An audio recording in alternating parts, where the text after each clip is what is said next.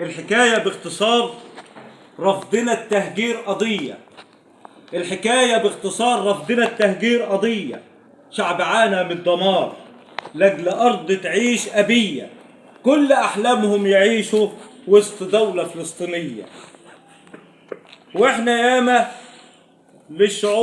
ياما بلدنا وقفت للشعوب العربية. السودان ممكن تلاقي، السوري ويا العراقي، حضن مصر تملي باقي، عندنا نخوة وحمية. كل ما في الأمر احنا عمر ما بعنا القضية. مصر مفتوحة ببنها حضن أولادها وجيرانها، عمر ما هنكون هفية. قالها ريسنا بشجاعة للعرب كل الشفاعة، كلمة صادقة ومية مية. رفضنا للتهجير عشانهم لاجل ما نحفظ وطنهم، حب خالص مش أذية. والآن مع شاعر جميل، شاعر صغير وطني من الدرجة الأولى، ابن من أبناء البصرات، مع الشاعر محمد أشرف عقاب. بنحييه. هيجي مكان هنا وهيقف على لا ما تقفش على الكرسي عشان ما تهكوش. تعال تعال تعال هنا اهو. تعال يا استاذ محمد.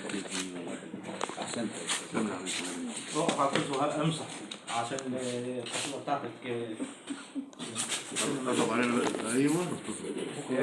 اصغر شاعر كده انت هتبقى طالب مني. اصغر شاعر في محافظه الدقهليه سنا وكبير مقاما، وطني من الدرجة الأولى، مولود وطني يعشق تراب الوطن. الندوة اللي فاتت قال لنا أنا نفسي أبقى ظابط، مش عارف هيسمعنا إيه النهاردة. أنا عايز حاجة وطنية ويا ريت أنا نفسي أبقى ظابط برضه. هنسمع الشاعر الصغير محمد أشرف عقاب. السلام عليكم، أنا اسمي محمد أشرف عقاب. هلقي عليكم قصيدة بعنوان اللي ما قالتوش أم ليه. اللي ما قالتوش أم ليه هو أكتر شيء تعبني. أمي مش محتاجة حاجة، لا الكلام ولا الهدية. علمتنا حاجات كتيرة بالسنين، مش بالدراسة بالوراثة. اللي علم فيها علم برضه فيا. اللي ما قالتوش أم ليه اللي ما قالتوش أمي ليا شيء تعبني. ليه رب وعن وضاع حاسبني والحساب ده مش شوية. هي كانت عاملة حساب اللحظة دي، أما أنا يا للأسف كنت من الناس اللي أمني تصدقت في البتاعة اللي احنا عايشين فيها بيسموها الدنيا. لا شيء خلتني واحد والزمانة وعبدة فيا.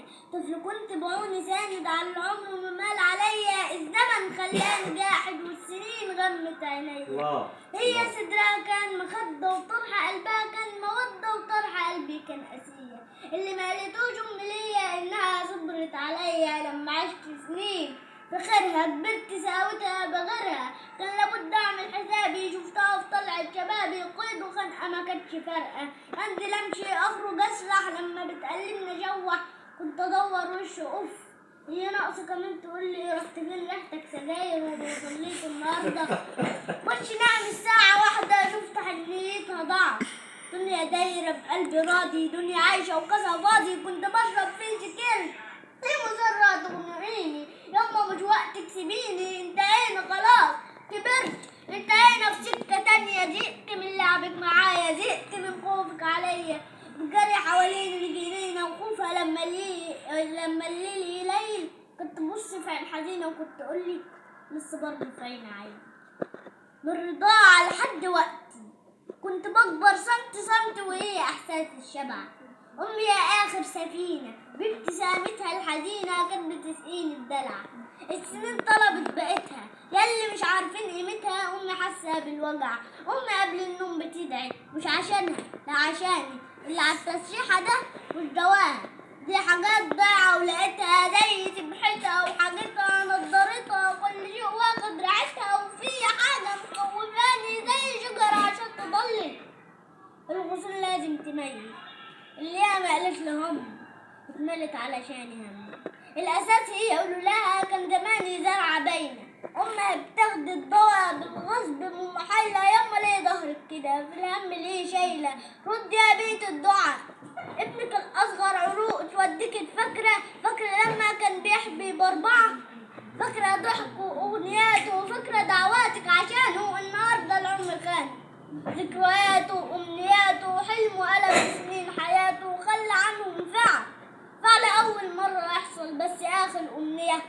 يا ملاك الموت تبهى للسنة في عينيها عين، سيبها بكرة، سيبها بعد، سيبها أسبوع، سيبها شهر، سيبها عمر.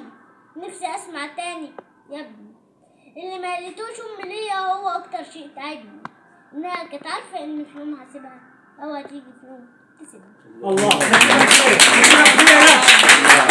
عليك الله عليك الله عليك. القصيدة دي بتاع القطرية دي بسم الله.